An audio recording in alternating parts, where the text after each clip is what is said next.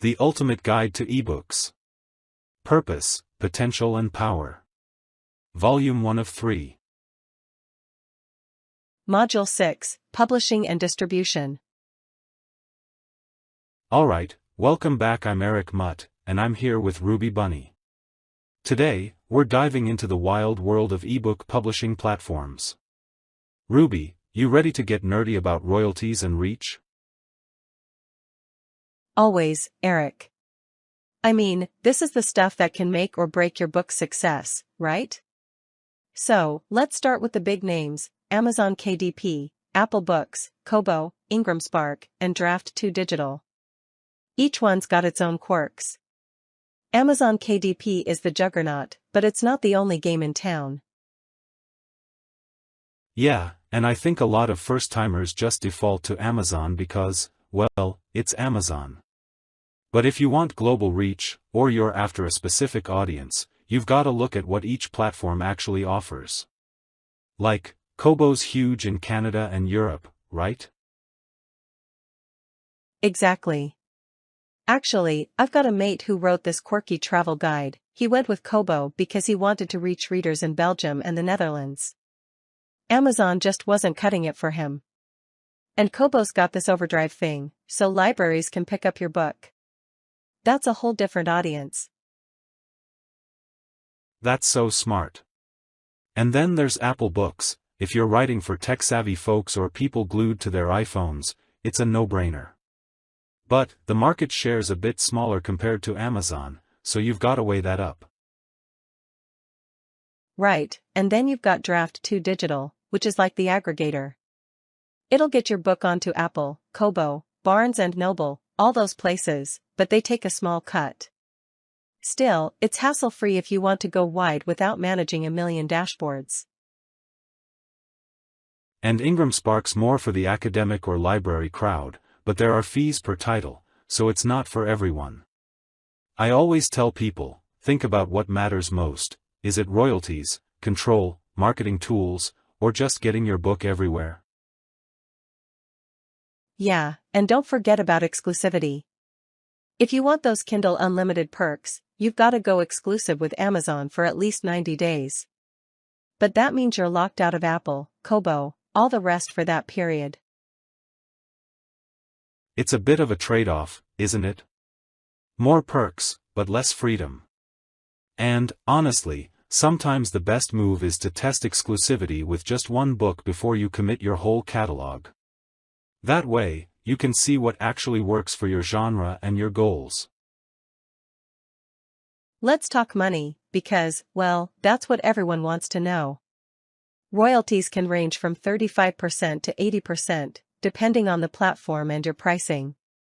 Amazon, Apple, and Kobo all offer 70% if you price your book between $2.99 and $9.99.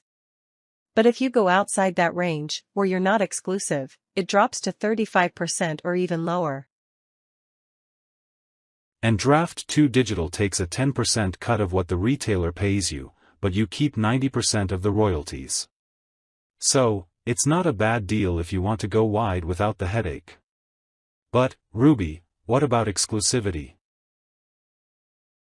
I had a friend who was torn between Kindle Unlimited and just, putting her book everywhere. We spent hours debating it, and in the end, she went wide. And get this, her sales on Apple Books totally surprised her. Like, she thought it'd be a trickle, but it was almost half her total sales in the first month. That's the thing, isn't it? Kindle Unlimited gives you access to, 70 million subscribers? But you're locked in. If your genre does well on KU, like romance or thrillers, it might be worth it. But if you're writing, say, a cookbook or a business guide, you might do better going wide. Plus, you can use tools like Books2Read to make universal links, so readers can buy your book wherever they want. Yeah, and the royalty math can get a bit wild. Like, if you're in the 70% club, a $4.99 ebook nets you about $3.39 per sale after delivery fees. But if you're at 35%, you're only getting, $1.40 on a $3.99 book. That's a big difference over time. And don't forget about page reads in Kindle Unlimited. You get paid per page, so if you've got a chunky book and people actually read it, that can add up. But, again, you're missing out on all those non-Kindle readers if you go exclusive. It's all about knowing your audience, isn't it? And maybe being willing to experiment a bit. Like, try exclusivity for one book, go wide with another, and see what sticks. There's no one-size-fits-all answer. Absolutely. And, honestly, sometimes the best strategy is to start exclusive, build up some momentum, then go wide later. Or the other way around. Just don't be afraid to pivot if something's not working. Alright, so let's get practical. Setting up on KDP is pretty straightforward. Log in with your Amazon account, fill in your legal name, address, bank details, and do the tax interview. Don't stress about the tax bit, Amazon encrypts your info, and it's just for compliance. Oh, and double-check your bank numbers, typos there are a nightmare to fix. Yeah, and don't get tripped up by the pen name versus legal name thing.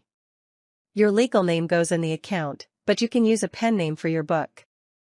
And once you're in, the dashboard's got everything, bookshelf for uploads, reports for sales, and so on. If you're ever stuck, bookmark the KDP help pages. Trust me, you'll need them at some point. Formatting is where people mess up the most. Always upload an EPUB, not a PDF, or you'll get weird formatting issues. And your cover needs to be high-res, at least 2560 by 1600 pixels for KDP. If you're using Apple Books, it's a different size, so check before you design. Canva's great for that, by the way. And metadata, don't just wing it. Use keywords that actually match your genre, pick the right categories, and write a book description that hooks people. Oh, and preview your book on every device you can.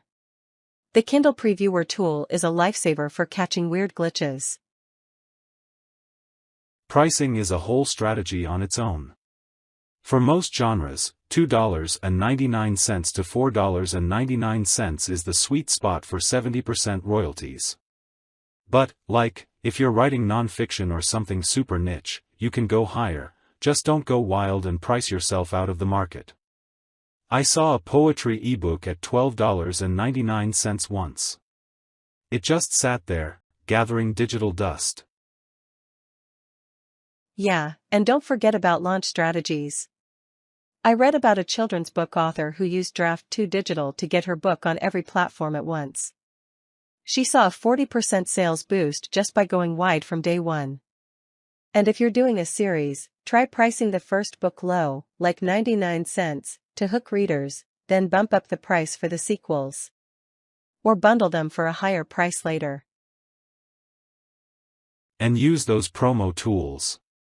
Kindle countdown deals, free promos, Kobo price drops, they all help spike visibility. But always check your formatting and metadata before you hit publish. A little extra time there saves a lot of headaches later. Couldn't agree more. And remember, you can always adjust your strategy as you go. The ebook world changes fast, so stay flexible and keep learning. Alright, that's a wrap for today. If you've got questions or want us to dig deeper into any of these platforms, let us know. Ruby, always a pleasure chatting with you. Likewise, Eric. Thanks for listening, everyone. We'll catch you next time. Bye for now. See ya. Thanks for watching. If you enjoyed this video, don't forget to like, subscribe, and hit the bell icon so you never miss an upload. Drop your thoughts in the comments below, we'd love to hear from you. Until next time, stay curious and keep learning.